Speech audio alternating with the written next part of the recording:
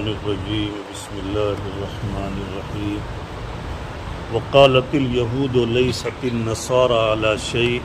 وقالت النصارى لیست اليہود علی شیء وهم یتلون الکتاب كذلك قال الذین لا يعلمون مثل قولهم فاللہ یحکم بینہم یوم القیامة فیما كانوا فیہ یختلفون۔ اس آیت کا پس منظر یہ ہے کہ ایک مرتبہ یہودیوں کی جماعت کے وڈیل سردار اور نصارہ کی جماعت کے سردار یہ سب آپس میں ایک جگہ اکٹھا ہوئے اور ہر ایک نے اپنی جماعت کی تعریف کرنا شروع کر دیا۔ چنانچہ یہودیوں کی جماعت نے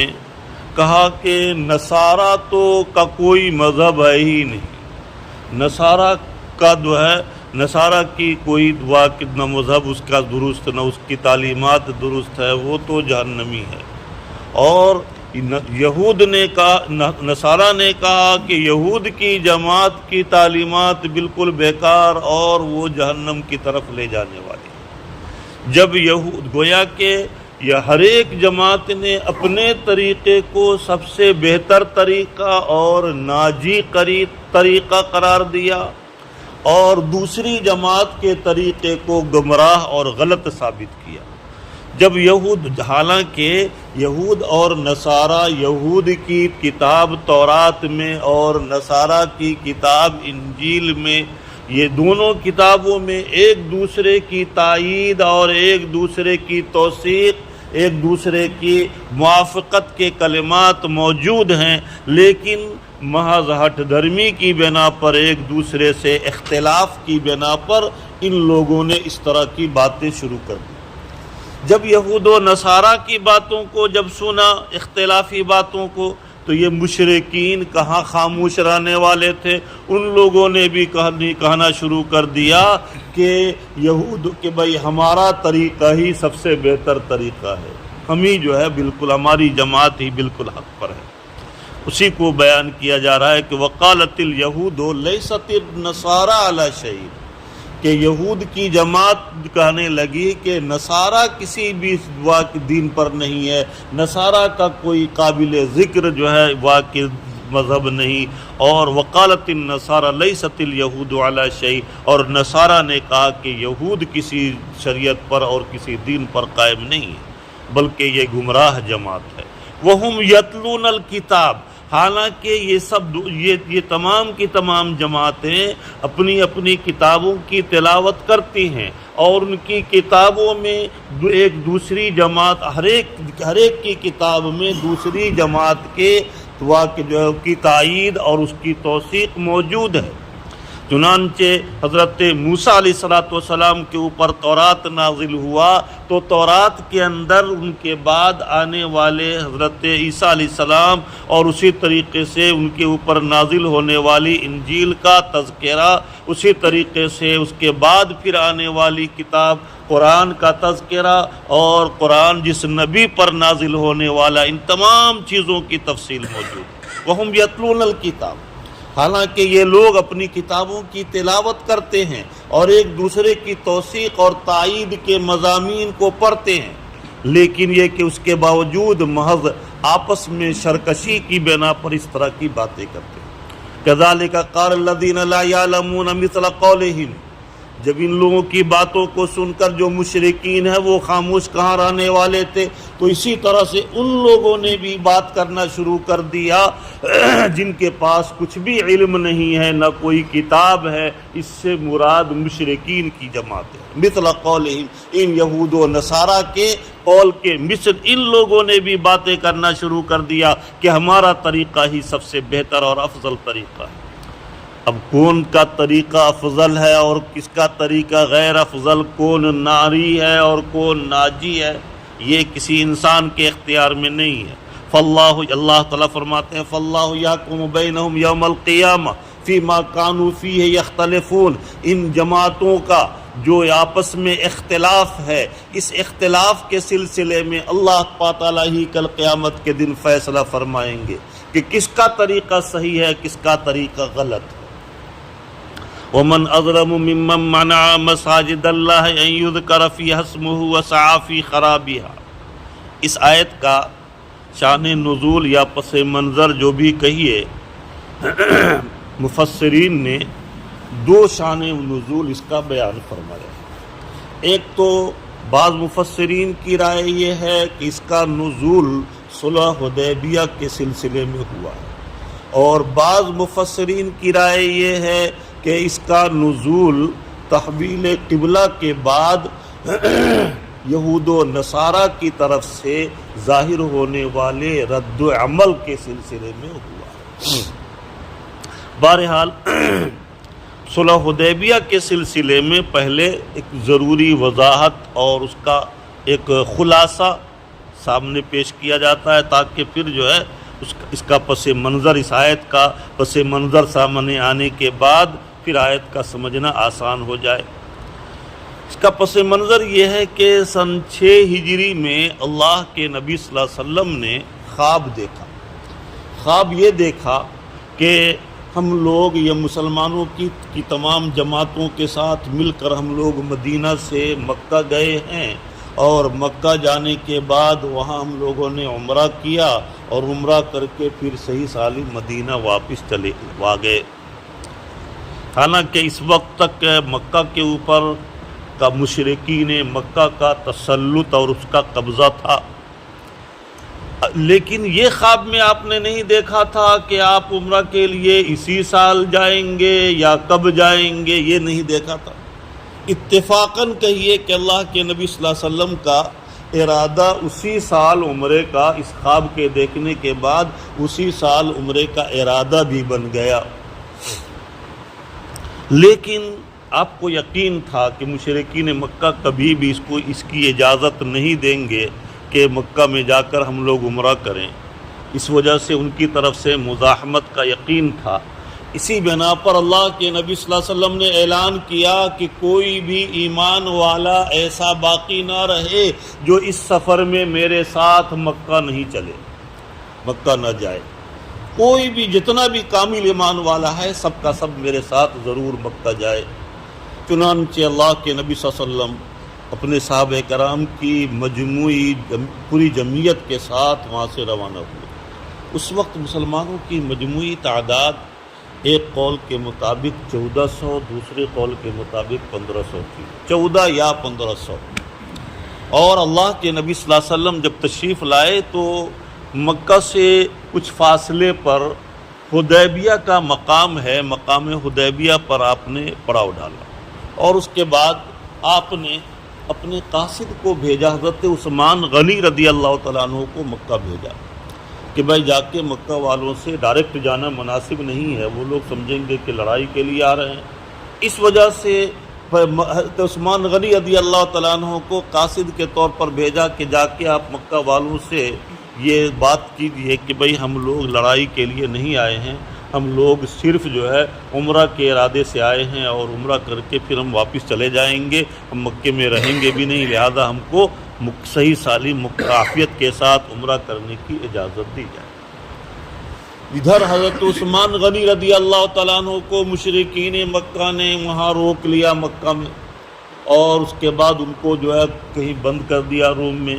اور ادھر ایمان والوں کے درمیان یہ خبر پھیل گئی کہ حضرت عثمان غنی رضی اللہ تعالیٰ عنہ کو شہید کر دیا گیا۔ اس سے قبل ایک واقعہ یہ ہوا کہ مشرکین کی ایک جماعت نے ایک منظم پلاننگ کے تحت اللہ کے نبی صلی اللہ علیہ وسلم کے پاس اپنے قاصد کو بھیجا کہ آپ اپنے چند جو ہے رفقا کے ساتھ، اپنے چند مشیرہ کار کے ساتھ آئیے، اور ہم آپ سے کچھ سمجھوتا کی باتیں کرنا چاہتے ہیں، آپس میں معاہدہ کچھ طے کرنا ہے۔ اللہ کے نبی صلی اللہ علیہ وسلم تیار ہو گئے، اور ایک پہاڑی کے نیچے آپ کو بیٹھایا، کہا آپ تشریف رکھیں، ہم لوگ بھی تھوڑا اپنے ساتھیوں کو لے کر کے آتے ہیں۔ اور ادھر مشرکین نے اپنے چند نوجوانوں کو، 80 نوجوانوں کو بھیج دیا پہاڑ پر کہ جاؤ اور پہاڑ پر سے بڑا سا پہاڑ کا ٹکڑا چٹان کو لڑکا دو، تاکہ یہ ان کے اوپر گر جائے اور یہ اسی کے اندر کچل کر ختم ہو جائیں۔ اللہ کے نبی صلی اللہ علیہ وسلم کے پاس فوراً حضرت جبرائیل امین علیہ الصلوۃ والسلام تشریف لائے اور پورے واقعہ کی اطلاع دے دیا کہ آپ یہاں سے فوراً اٹھ جائیے اور اپنے نوجوانوں کو بھیجیے، وہ فوراً اور رگے ہاتھوں ان جو ہے مجرموں کو پکڑ کر لائیے۔ چنانچہ اللہ کے نبی صلی اللہ علیہ وسلم فوراً وہاں سے اٹھے اور اٹھ کر آئے اور اپنے 80 نوجوانوں کو بھیجا، تو دیکھا کہ وہ لوگ، ان لوگوں کو تو خبر نہیں کہ اللہ کے نبی صلی اللہ علیہ وسلم اٹھ کے چلے گئے، وہ تو سمجھے کہ وہیں بیٹھے ہوئے ہیں۔ تو یہ لوگ پتھر کو، پہاڑ کی بڑی چٹان کو لڑکا کر، دھکے دے کر اور گرانے کی کوشش ابھی کر ہی رہے تھے۔ اتنے میں پہنچ گئے یہ صحابہ کرام، فوراً 80 نوجوانوں کو، مشرکین کے 80 نوجوانوں کو پکڑا، رنگے ہاتھوں جرم کی حالت میں اور اس جرم کا ارتکاب کرتے ہوئے پکڑا، اور پکڑ کر اللہ کے نبی صلی اللہ علیہ وسلم کی خدمت میں لے گئے۔ اللہ کے نبی صلی اللہ علیہ وسلم چاہتے تو یہ مجرم تھے، جرم کرتے ہوئے پکڑے گئے تھے، ایک ایک کر کے سب کو قتل کر دیتے، اس کی سزا قتل کے علاوہ نہیں تھی، لیکن اللہ کے نبی صلی اللہ علیہ وسلم نے معاف کر دیا۔ چنانچہ یہی معافی مشرکین کے صلح پر آمادگی کا سبب بنا۔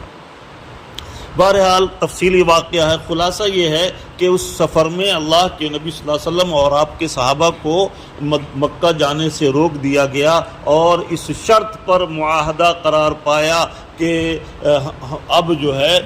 آئندہ سال آپ آئیں گے اور 3 دن تک مکہ میں قیام کی اجازت ہوگی، 3 دن کے لیے آئیں گے اور عمرہ کر کے 3 دن مکہ میں قیام کریں گے اور پھر واپس چلے جائیں گے۔ اور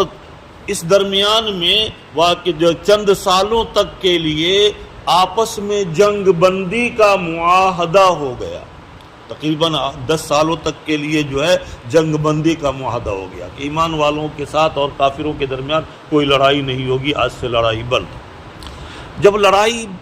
ختم ہو گئی اور جنگ بندی کا یہ صلح نامہ تیار ہو گیا، تو اب جو ہے ایمان والوں کو، مشرکین کو ایمان والوں کی زندگی کو قریب سے دیکھنے کا موقع ملا، اور جب قریب سے دیکھا تو ان لوگوں نے دیکھا کہ بھئی مسلمانوں کے بارے میں، ایمان والوں کے بارے میں ہم کو جو سکھایا گیا تھا، مشرکین کے سرداروں نے بتلایا تھا کہ وہ ایسے ظالم ہیں، ایسے درندہ صفت ہیں، ایسے ہیں ویسے ہیں، وہ تو بالکل اس کے برعکس ہیں۔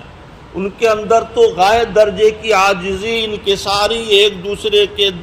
دوسرے کو اثار اور ہمدردی کا جذبہ، یہ تو ان لوگوں نے دیکھا کہ بھائی جو ہم کو بتایا گیا تھا وہ اس میں تو بالکل برعکس ہے۔ چنانچہ اللہ کے نبی صلی اللہ علیہ وسلم کے صحابہ کرام کے اخلاق، عادات اور آپ کے طور طریقے کو دیکھ کر مسلمانوں جو مشرکین کی جماعت میں سے جوک در جوک، جماعت در جماعت لوگ ایمان قبول کرنے لگے۔ 6 ہجری تک مسلمانوں کی مجموعی تعداد جیسا کہ بتایا گیا کہ کتنی تھی،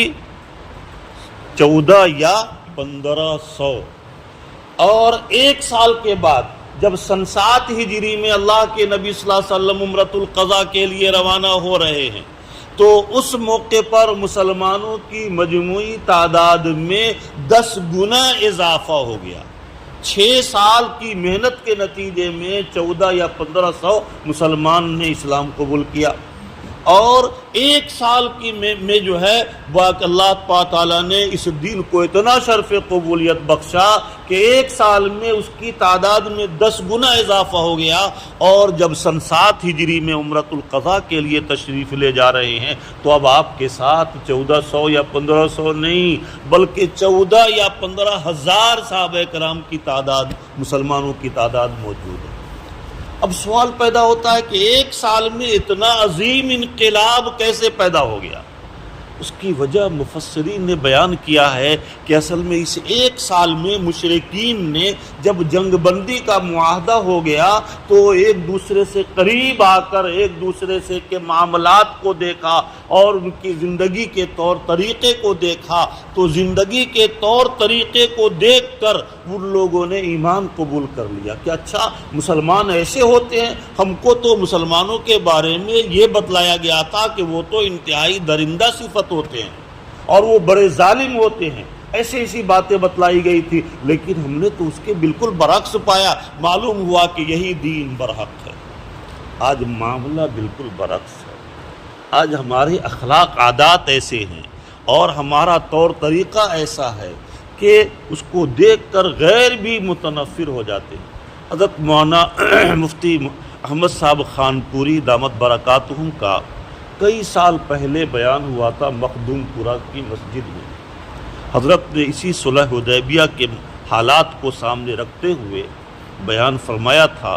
کہ ایک شخص کو اللہ کی طرف سے ایمان کی ہدایت نہیں تھی، لیکن بہرحال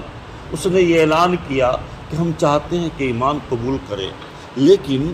ایمان والوں کی سب سے مقدس ترین کتاب قرآن ہے، تو ہم جو ہے یہ دیکھنا چاہتے ہیں کہ کون شخص ایسا ہے، کوئی ہم ایسے شخص کے ہاتھ پر اسلام قبول کرنا چاہتے ہیں کہ جس کی زندگی 100% قرآن کی تعلیمات کے مطابق ہو۔ اور چنانچہ اس کو بتایا گیا کہ فلاں ملک میں ایسے لوگ ہیں جن کی زندگی تعلیمات کے اللہ کی قرآن کی تعلیمات کے مطابق 100% ان کا عمل ہے۔ چنانچہ وہ گیا اور اس کے بعد ان کے پاس کہا کہ ہم پہلے موازنہ کریں گے، قرآن کا اس نے مطالعہ کر رکھا تھا اور کہا موازنہ کریں گے، ہم دیکھ ان کی زندگی ان کے پاس رہ کر دیکھیں گے۔ چنانچہ دنیا کے بڑے بڑے علماء کے پاس گئے، بڑے بڑے جو ہے عالموں کے پاس گئے اور وہاں رہ کر انہوں نے ان کی زندگی کا جائزہ لیا، لیکن 100% کسی کو وہاں کے جو ہے قرآن کی تعلیمات کے مطابق کسی کا عمل نہیں پایا، جس کی بنا پر وہ ایمان قبول نہیں کیا۔ ایمان قبول تو نہیں کیا کہ اس کے لیے اللہ کی طرف سے ہدایت کا فیصلہ نہیں تھا، لیکن اصل رونے کا اور غور کرنے کا مقام یہ ہے کہ ہم تھوڑا اپنی زندگی کے طریقے پر غور کریں کہ کیا واقعتاً ہماری زندگی، ہمارا جو ہے عمل جو ہے یہ قرآنی تعلیمات کے مطابق ہے یا نہیں۔ اگر ہے تو بہت اچھی بات، اللہ کا شکر ادا کرے، نہیں ہے تو کیوں نہیں ہے اس کمی کو دور کرنے کی کوشش کریں۔ شاید ہی کوئی ایسا اللہ کا بہت ہی مقرب بندہ ملے کہ جو یہ کہہ سکتا ہے کہ نہیں 100% ہماری زندگی قرآنی تعلیمات کے مطابق ہے، اور اگر نہیں ہے تو پھر اس کی کوشش کی جائے، اللہ تعالی ہمیں بھی اس کی توفیق عطا فرمائے۔ بہرحال بات یہ چل رہی تھی کہ صلح حدیبیہ کے موقع پر چونکہ مشرکین نے خانہ کعبہ میں ایمان والوں کو جانے سے اور ایمان والوں کو نماز پڑھنے سے، طواف کرنے سے، عمرہ کرنے سے روکا، تو اسی کے بارے میں یہ آیت نازل ہوئی کہ وَمَنْ أَظْلَمُ مِمَّنْ مَنَعَ مَسَاجِدَ اللَّهِ أَن يُذْكَرَ فِيهَا اسْمُهُ وَسَعَىٰ فِي خَرَابِهَا، کہ اس سے بڑا ظالم کون ہو سکتا ہے جس نے اللہ کی مسجدوں میں لوگوں کو عبادت کرنے سے، اللہ کا نام لینے سے روکا، اور اللہ کا نام لینے، اللہ کا ذکر کرنے، اللہ کی عبادت کرنے سے روک کر اللہ کی مسجدوں کو ویران کرنا چاہا، برباد کرنا چاہا۔ تو اس سے صلح حدیبیہ کا بھی بعض مفسرین نے مراد لیا۔ بعض مفسرین کی رائے یہ ہے کہ جب تحویل قبلہ کا حکم نازل ہوا تو اب مشرکوں کو ایک بہانہ مل گیا۔ مشرکوں نے یہود و نصارہ کو ورغلایا کہ دیکھو ان کو تو خود ہی اپنی تعلیمات اپنے جو ہے طریقے پر یقینی نہیں ہے، کبھی کہتے ہیں ادھر رک کر کے نماز پڑھو، کبھی کہتے ہیں کہ ادھر رک کے پڑھو، کبھی ادھر کہتے ہیں رک کر کے نماز پڑھو، کہ پہلے مدینہ کا قبلہ جانب شمال تھا، اتر جانب، اور اس کے بعد یعنی بیت المقدس کی طرف رک کر کے نماز پڑھنے کا حکم تھا۔ پھر 16-17 مہینے کے بعد دکھن طرف یعنی خانہ کعبہ کی طرف، مدینہ میں خانہ کعبہ مدینہ سے دکھن طرف ہے، تو دکھن طرف رک کر کے نماز پڑھنے کا پھر حکم دیا گیا۔ تو اس بنا پر ان لوگوں نے اب یہودیوں کو، مشرکین نے یہودیوں کو ورغلانا شروع کر دیا،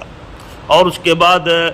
کہ جو بلکہ یہود و نصارہ نے بھی ایک دوسرے کو، ایمان والے کو ورغلانا اور روکنا شروع کر دیا کہ بھئی تم جو ہے ایسا دین کہ کیسے اعتماد کیا جا سکتا ہے کہ جس پر عمل کرنے والے کو خود شبہ ہو، شک ہو، کبھی ادھر رک کر کے نماز پڑھ رہے ہیں، کبھی ادھر رک کر کے نماز پڑھ رہے ہیں۔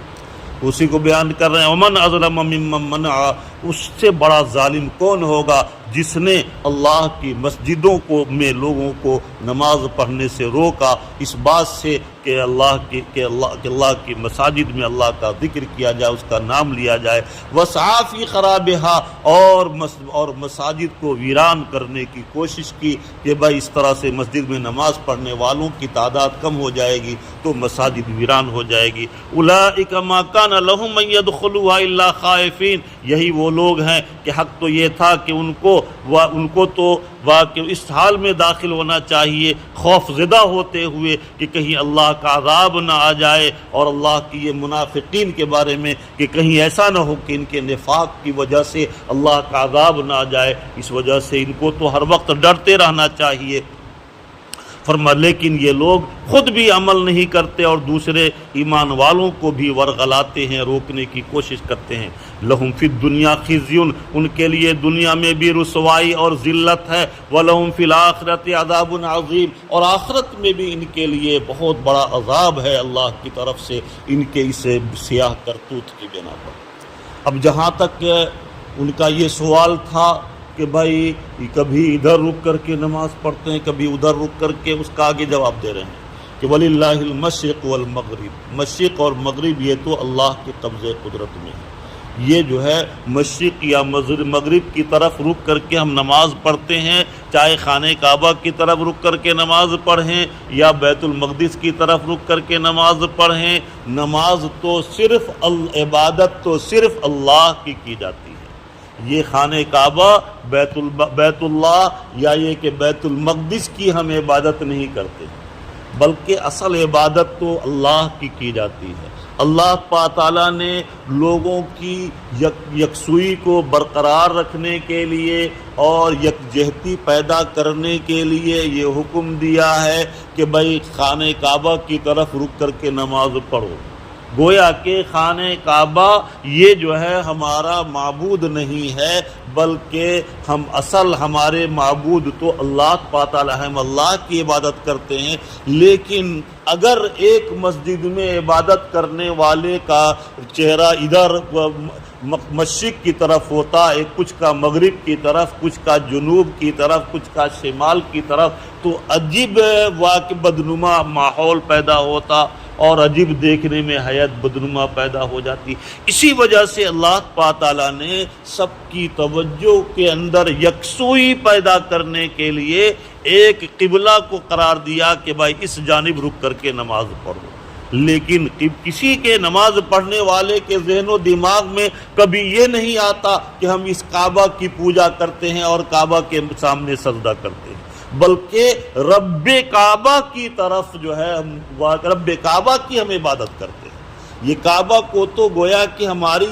یکسوئی کو برقرار رکھنے کے لیے ایک سمت کے طور پر متعین کیا گیا ہے۔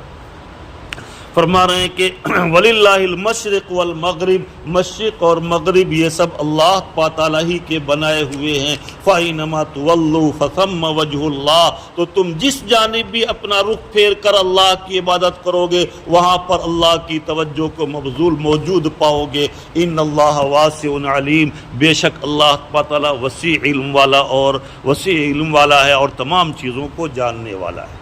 وَقَالُوا اتَّخَذَ اللَّهُ وَلَدًا، فرما رہے ہیں کہ سبحانہ بل لہ ما فی السماوات والارض۔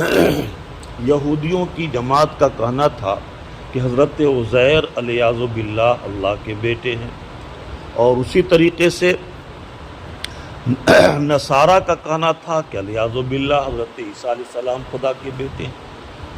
مشرکین کا کہنا، مشرکین مکہ کا کہنا تھا کہ ملائکہ اللہ کی بیٹیاں ہیں۔ گویا کہ کسی نہ کسی درجے میں ہر ایک جماعت اللہ کے لیے اولاد کو ثابت کرتی تھی، چنانچہ ان کی تردید کی جا رہی ہے کہ وَقَالُوا اتَّخَذَ اللَّهُ وَلَدًا، ان تمام جماعتوں نے، چاہے وہ یہود کی جماعت ہو یا نصارہ کی جماعت ہو یا مشرکین کی جماعت ہو، ہر ایک نے اللہ کے لیے اولاد کو ثابت کیا ہے۔ ایک ہے ولد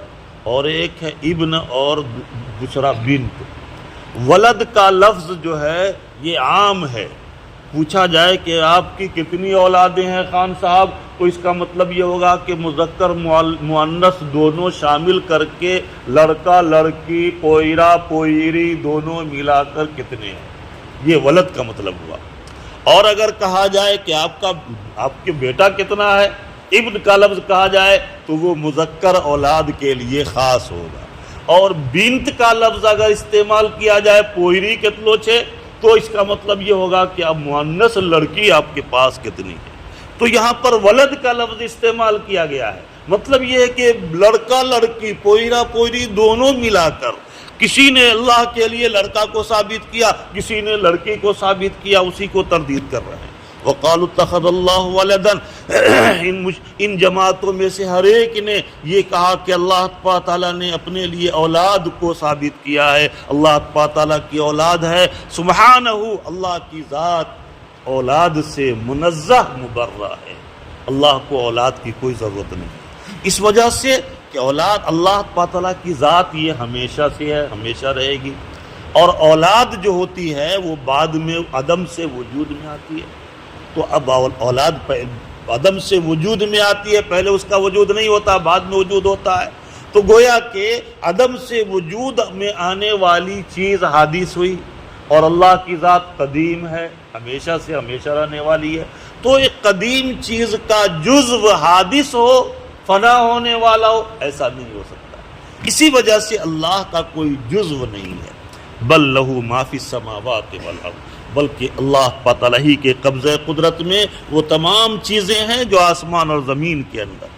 کل لہ قانتون، سب کے سب زمین و آسمان میں جتنی مخلوق ہیں سب اسی کے سامنے جھکنے والے اور مطیع اور فرما بردار ہیں۔ چنانچہ جتنی مخلوق ہیں، یہ درخت ہے، یہ جو ہے چرندے ہیں، پرندے ہیں، درندے ہیں، یہ سب جتنی مخلوق ہیں یہ سب کے سب اللہ کی عبادت اور اس کی تسبیح میں لگے ہوئے ہیں۔ یہ الگ بات ہے کہ ہر ایک کی تسبیح کا طریقہ اللہ تعالیٰ نے الگ رکھا ہے، اور ہر ایک اپنی اپنی مفوضہ ذمہ داری میں لگے ہوئے ہیں، اور ایک سیکنڈ کے لیے غافل نہیں ہوتے۔ چنانچہ روایت میں آتا ہے کہ قبرستان، قبر کے اوپر پودے لگا دیا کرو،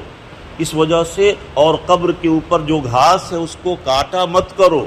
کیوں؟ اس وجہ سے کہ وہ پودا تسبیح پڑھتا ہے، اور اس تسبیح کی وجہ سے، پودے کی تسبیح کی وجہ سے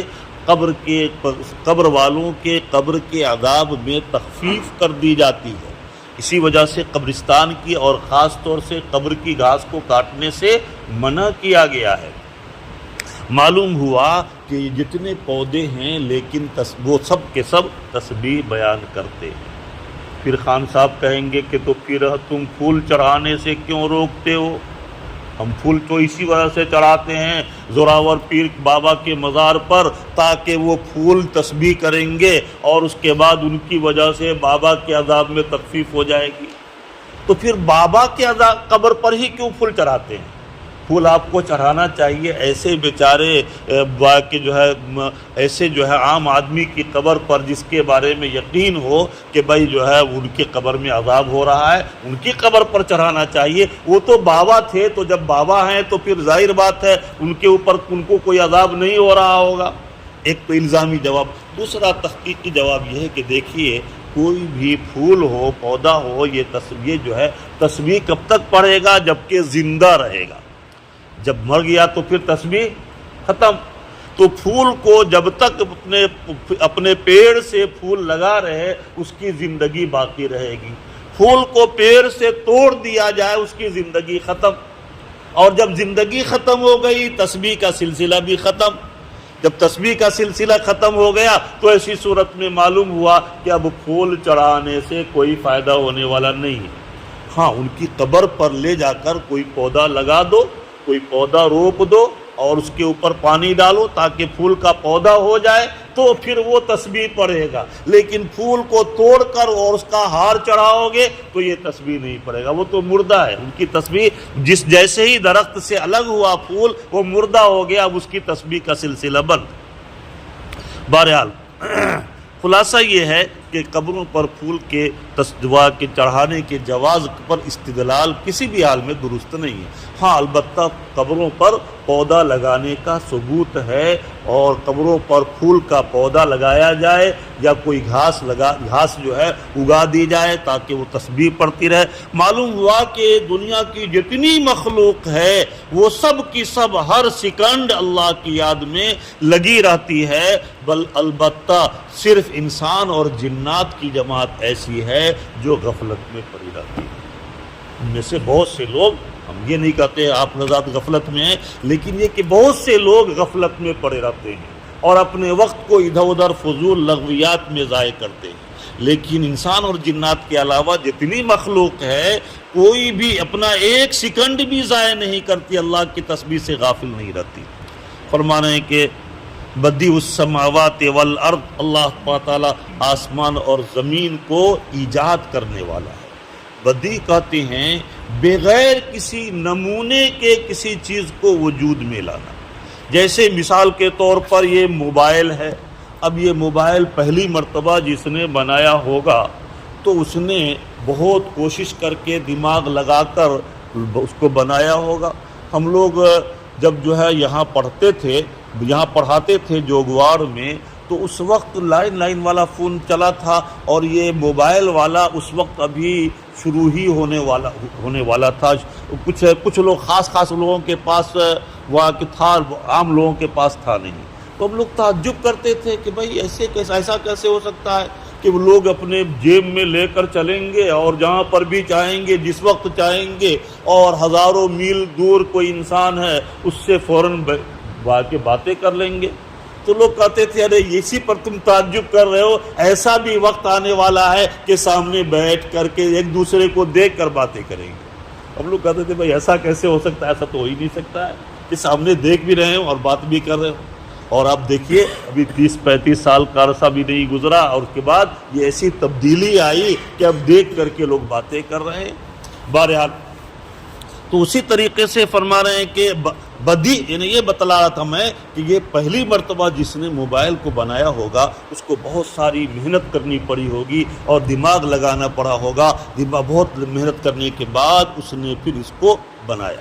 لیکن ایک مرتبہ جب نمونہ سامنے آ گیا، اب نمونہ سامنے آنے کے بعد اب اس کا دوبارہ اس کو کہا جائے کہ بھائی ایسا پیس تم دوسرا دوبارہ بنا دو، تو اب اس کے لیے کوئی مشکل نہیں ہے۔ کیوں؟ اس وجہ سے کہ ایک مرتبہ اس کو بنانے کا تجربہ ہو چکا ہے اور ایک مرتبہ بنا چکا ہے۔ تو اللہ تعالیٰ یہ سارے عالم کو پہلی مرتبہ میں جب بغیر، اور عالم کی ہر مخلوق کو جب بغیر نمونہ کے پہلی مرتبہ میں اللہ تعالیٰ نے پیدا کیا، اور اس کے مشرکین بھی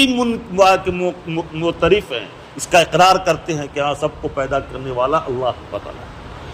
لیکن وہ انکار کس بات کا کرتے ہیں کہ جب مر کر مٹی میں مل جائے گا انسان تو پھر اس کو دوبارہ کیسے زندہ کر سکے گا، ایسا نہیں ہو سکتا ہے۔ تو جو ذات بغیر نمونہ کے ایک مرتبہ پیدا کر دیا تو اس کے لیے نمونہ سامنے آنے کے بعد دوبارہ اس کو زندہ کرنا کون سا مشکل کام ہے۔ لیکن ختم اللہ علی قلوبہم، چونکہ ان کے قلب پر کفر کی مہر لگ چکی ہے، اسی وجہ سے یہ بات ان کے سمجھ بھی نہیں آتی۔ فرما رہے ہیں بدیع السماوات والارض، اللہ تعالیٰ آسمان اور زمین کو وجود بخشنے والا ہے، بغیر نمونہ کے سامنے لانے والا ہے، پیدا کرنے والا ہے، بنانے والا ہے۔ وَإِذَا قَضَىٰ أَمْرًا فَإِنَّمَا يَقُولُ لَهُ كُن فَيَكُونُ۔ اب سوال یہ پیدا ہوتا ہے کہ اتنا بڑا عالم اور اتنے عالم کی تمام چیزوں کو اللہ تعالیٰ نے آخر بنایا تو کتنے لاکھ مزدور کام کیے ہوں گے؟ فرمانا ہے کوئی مزدور کی ضرورت نہیں۔ اللہ کی شان یہ ہے کہ جب کسی بڑے سے بڑے کام کو کرنا چاہتے ہیں تو پھر اللہ تعالیٰ حکم دے دیتے ہیں بھائی تم یہ ہو جاؤ، ہو جاتا ہے۔ اچھا یہ ہو جاؤ، کن، لفظ کن جو ہے یہ بھی ہمیں اور آپ کو سمجھانے کے لیے بتایا گیا ہے، ورنہ حقیقت یہ ہے کہ اللہ تعالیٰ کو کسی چیز کے وجود میں لانے کے لیے لفظ کن بھی کہنے کی ضرورت نہیں ہوتی، بلکہ ارادہ شے کے ساتھ ہی وہ چیز وجود میں آ جاتی۔ ادھر ارادہ ہوا کسی چیز کو کرنے کا، وہ چیز وجود میں آ گئی، یہ ان کی شان ہے۔ وَإِذَا قَضَىٰ أَمْرًا فَإِنَّمَا يَقُولُ لَهُ كُن فَيَكُونُ۔ جب اللہ تعالیٰ کسی چیز کے وجود میں لانے کا ارادہ فرماتے ہیں تو کہتے ہیں ہو جاؤ، وہ چیز خود بخود ہو جاتی ہے۔ وَقَالَ الَّذِينَ لَا يَعْلَمُونَ لَوْلَا يُكَلِّمُنَا اللَّهُ أَوْ تَأْتِينَا آیَةٌ۔ مشرکین کا ایک بہت بڑا اشکال یہ تھا کہ اللہ تعالیٰ جس طرح سے حضرت موسیٰ علیہ السلام پر سے گفتگو کرتے ہیں، ہم سے کیوں نہیں گفتگو کرتے؟ اللہ تعالیٰ ہم کو آ کر کے بتا دیتے کہ بھائی یہ جو ہے محمد صلی اللہ علیہ وسلم یہ کہ ہمارے نبی ہیں اور ہم نے ان کے اوپر کتاب نازل کیا ہے، تو ہم ان کی بات کو مان لیتے، ایمان قبول کر لیتے۔ تو ہم کو کیوں نہیں آخر جو ہے اچھا چلیے اگر جو ہے اللہ تعالیٰ خود نہیں آ سکتے تو جیسے ان کے پاس حضرت محمد صلی اللہ علیہ وسلم کے پاس حضرت جبرائیل علیہ السلام اللہ کا پیغام لے کر آتے ہیں، ہمارے پاس بھی حضرت جبرائیل کو آنا چاہیے اور بولنا چاہیے کہ دیکھو ہم نے محمد صلی اللہ علیہ وسلم کو، اللہ تعالیٰ نے محمد صلی اللہ علیہ وسلم کو اپنا رسول بنا کر بھیجا، ان کی بات مان لو۔ گویا کہ اپنے آپ کو اس قابل سمجھتے ہیں کہ ہمارے پاس اللہ کے فرشتے آئیں، یہ جو ہے اس قابل اپنے آپ کو سمجھتے ہیں مشرکین۔ اسی کا جواب ہے، اسی کو بیان کر رہے ہیں کہ قال الذین لا یعلمون لولا یکلمون اللہ، وہ لوگ جو کہ بالکل ان پڑھ ہیں، جاہل ہیں، انگوٹھا چھاپ ہے، کچھ جانتے نہیں ہیں، وہ بھی یہ کہتے ہیں کہ اللہ تعالیٰ ہم سے کیوں نہیں باتیں کرتے ہیں، ہم سے کیوں نہیں آ کے بتا دیتے کہ محمد صلی اللہ علیہ وسلم ہمارے پیغمبر ہیں، تم ان کو مان لو۔ اور تاتین آیا، یا یہ کہ ہمارے پاس کوئی آیت کوئی نشانی کیوں نہیں آ جاتی، ہمارے پاس کوئی فرشتے ہی کیوں نہیں آ کر کے بتا دیتے تاکہ ہم سن لیتے اپنے کانوں سے، پھر ہم جو ہے اللہ کے نبی صلی اللہ علیہ وسلم کی نبوت کا اقرار کر لیتے۔ فرما رہے ہیں کہ کذالک قال الذین من قبلہم مثل قولہم، یہ کوئی نئی چیز نہیں ہے، اس سے پہلے بھی جتنے انبیاء آئے ہیں ان انبیاء کی امتوں نے اسی طرح کا سوال اسکال کیا تھا۔ فرمانے کہ اسی طرح سے ان لوگوں نے بھی کہا جو ان سے پہلے گزر چکی ہیں، مثل قولہم، ان مشرکین کی باتوں کے مثل، تشابہت قلوبہم، ان کی باتیں آپس میں ایک دوسرے سے بالکل مشابہ ہیں، ایک دوسرے سے ہم آہنگ ہیں، جیسے یہ لوگ جو ہے اپنے نبی کے ساتھ باتیں کر رہے ہیں، اسی طرح کی باتیں اس سے قبل جو انبیاء گزرے ہیں ان کی قوموں نے بھی کیا تھا۔ قد بینا الآیات لقوم یوقنون، لیکن ہم نے اپنی آیتوں کو کھول کھول کر واضح طور پر بیان کر دیا ہے، لیکن یہ جو ہے ان آیتوں کا سمجھنا ہر ایک کے بس کا نہیں ہے۔ لقوم یوقنون، وہی لوگ ان آیتوں کو سمجھ سکتے ہیں جس کے دل میں یہ آخرت کا یقین ہو اور اللہ آخرت کا استحضار ہو، اللہ کا خوف ہو۔ لہذا ہرگز جو ہے واقعی کافروں کو ایمان کی توفیق نہیں ہو سکتی، اس بنا پر ان کو جو ہے چونکہ ان کا آخرت پر یقین نہیں، قیامت کے وقوع کا یقین نہیں ہے، اس وجہ سے جو ہے ان کو اس کتاب سے فائدہ نہیں ہو سکتا۔ اللہ تعالی ہمیں اور آپ کو اپنی رضا اور محبت نصیب فرمائے۔